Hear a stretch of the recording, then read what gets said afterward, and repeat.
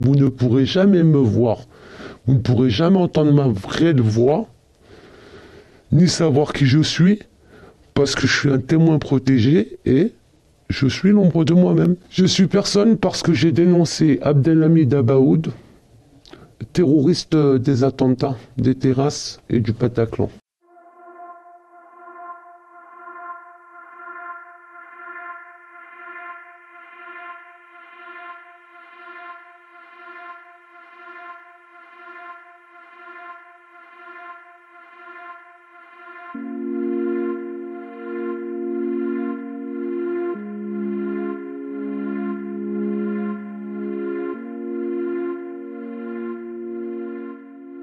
On vous donne un texte, vous devez l'étudier par cœur. Ça s'appelle comme chez les espions une légende?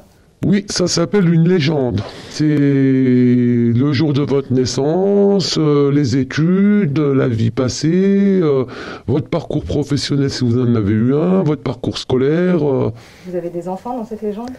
Bah oui, puisqu'ils sont vivants. Il faut bien qu'ils existent. Des enfants avec des parcours scolaires, des vies qui sont pas les leurs.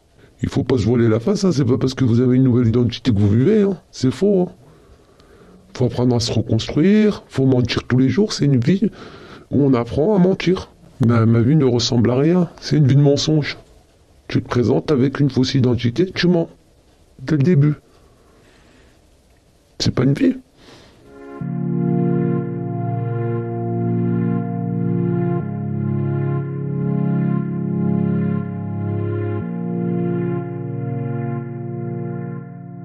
Quand vous restez pendant pratiquement 2 ans à ne pas devoir dire qui vous êtes et comment vous vous appelez, c'est compliqué, hein.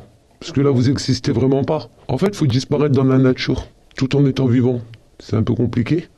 Comment ça s'est passé ce changement d'identité? J'ai été arraché à ma vie, à mon avenir, à ce que j'avais construit, à ce que j'avais prévu, à mes projets, à tout. Comment on fait pour rentrer dans la peau d'un autre? Ah, je sais pas moi si vous arrivez vous, mais moi j'arrive pas. Hein. Moi, c'est pas possible. Hein. Autant mieux de rester un fantôme toute ma vie. Hein. Ah non, c'est pas possible. Mais finalement, il y a des choses que vous avez acceptées. Bah en fait, si vous acceptez pas, vous restez dans le néant tout le temps comme ça. Après, il faut pouvoir aussi avoir la force de vouloir s'en sortir. Moralement, professionnellement, physiquement, vous n'avez pas d'autre choix que de vivre avec un nom qui n'est pas le vôtre, avec une date de naissance qui n'est pas la vôtre, avec une vie qui n'est pas la vôtre. Est-ce que vous avez le droit d'avoir chez vous des photos, des images, des souvenirs de cette ancienne vie? Non, non, on m'a tout enlevé. Non, non, on m'a tout pris. Vous n'avez plus aucune trace de votre passé? Non. Vos habits, pas des souvenirs de vos parents Non, les vêtements, vous les avez. Vous avez vos vêtements, vos affaires personnelles, vous les avez, mais tout ce qui est photos, documents, vous n'avez plus rien. Les photos de classe de vos enfants? Vous en avez plus. Dans vos rêves, vous êtes qui? Ah, mais ça fait longtemps que je rêve plus. C'est bien dommage. Ce programme-là, il vous apprend pas à rêver. Il vous apprend à vouloir vous réveiller. L'ancienne personne que vous étiez, qu'est-ce qu'ils ont fait de cette identité? Ah, j'en sais rien. Je sais pas si elle est encore vivante, si elle est décédée, si elle existe toujours, si... Je ne sais pas. Je sais pas ce qu'elle est devenue. Je saurai quand je la reprendrai. Si un jour je la reprends. Vous voudriez la reprendre? Ben, à un moment donné, vous avez envie de revivre. Hein. Ça s'appelle se ressusciter. Hein. Qu'est-ce qui vous manque le plus de la vie normale? Mon insouciance. Mais j'ai pas perdu mon sourire quand même. Hein. J'aime bien toujours rigoler. Vous avez été soutenu là-dedans? Par ma psy, ouais. Mon avocate.